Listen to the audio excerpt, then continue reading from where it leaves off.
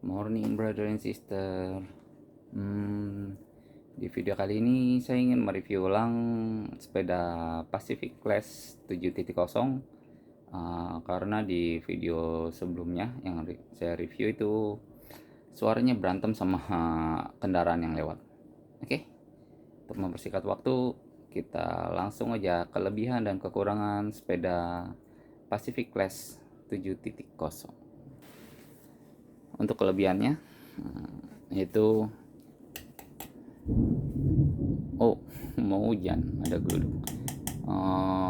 Frame udah berbahan alloy aluminium, terus ini udah smart welding. Bagian atasnya udah smart welding. Memang bagian bawah sini belum, ini juga belum, tapi nggak masalah.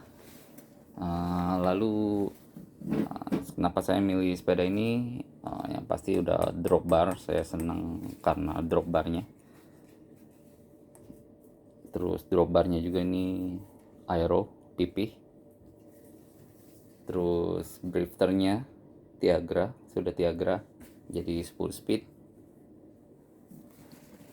Lalu hubnya udah dari Novatec dan udah berbunyi jangkrik. Sebenarnya sih saya nggak terlalu ini bunyi jangkriknya, yang penting loncernya itu. Terus ini spacer di depan itu lumayan banyak, jadi ada 1 2 3 4 5. Jadi kita bisa mengatur posisi handlebar di depan. Lalu bangku saya udah ganti tas sport, tapi yang originalnya enak sama kayak ini. Sebenarnya sih lebih enak sih cuman ini modelnya aja lebih keren. Lalu bentuk framenya ini udah bentuk aero. Cakep sih bentuk aeronya, saya suka. Lalu ban 20 kali berapa ya?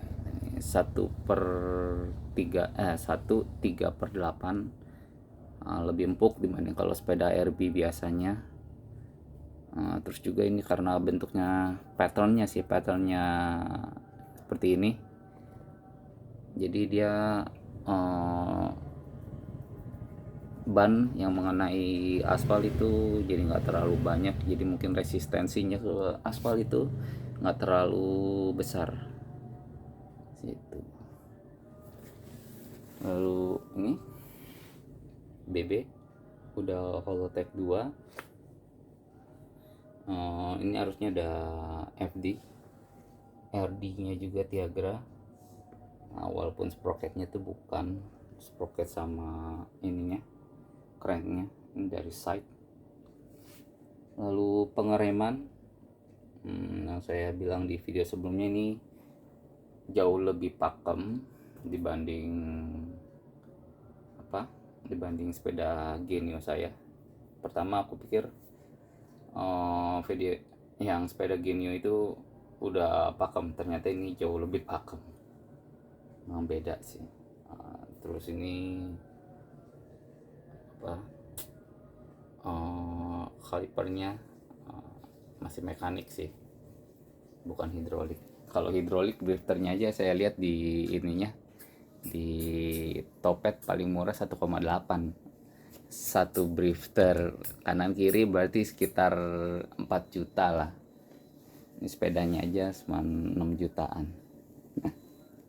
Lalu apalagi ya? Untuk tinggi saya yang 162 ini enak. Cuma kalau di 170 aku juga nggak tahu deh. 175 gitu mungkin udah maksimal. Tapi kalau di 176 ini enak. Apalagi ya kelebihannya ya?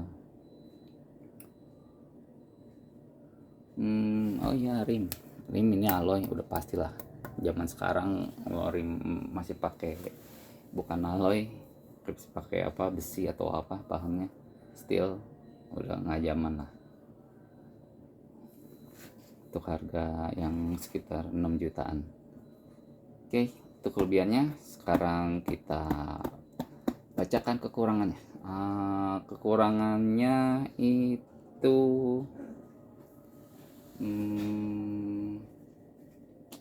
apa ya? Oh ya, yang sprocket yang kemarin saya bilang di 11T itu lompat-lompat.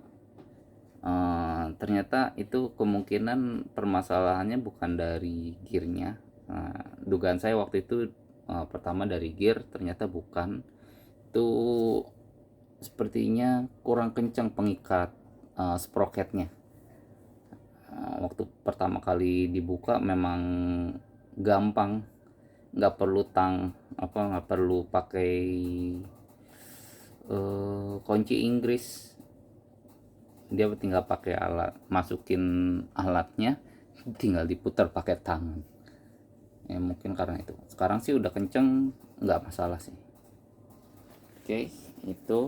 Terus di bagian BB-nya ini nggak tahu kotor, nggak tahu kenapa. Pokoknya kalau di gear belakang di ukuran 11 itu bunyi crack. Nggak sering sih, tapi ya gimana ya, ya sering lah. Bukan nggak sering-sering, kalau sekali-sekali, kalau sepeda jalan 10 kilo sekali bunyi ya itu baru sekali-sekali, ini sering lah. Lalu untuk pedal saya ganti yang biasa lagi, pedal kits, kembali lagi ke sepeda empuknya si Genio. Kalau yang originalnya mungkin karena ada suara motor, nggak apa-apa. Kalau originalnya karena apa, quick release, dia di bagian sininya masih goyang-goyang, jadinya goyang itu nggak enak. Terus sama bearingnya di bagian dalam ininya, ketika pedal itu apa ya, kayak ada yang ngegejluk, yang kemarin saya bilang cekluk ceklek ceklek. Itu mengganggu sekali. Terus kekurangannya lagi ya mungkin kaliper sih. Ini udah pengeremannya udah pakem, tapi ini kalipernya ini masih mekanik, belum semi hidrolik. Kalau udah semi hidrolik sih lebih enak kayaknya. Tapi ini sudah termaksud enak, jadi kita cuman tarik sedikit, terus juga nggak terlalu berat, dia udah langsung ngigit. Apalagi ya, oh ya, berat sepeda ini termasuk berat. Walau kecil, dia beratnya 12 kiloan. Itu termasuk berat dibanding sepeda yang Genio,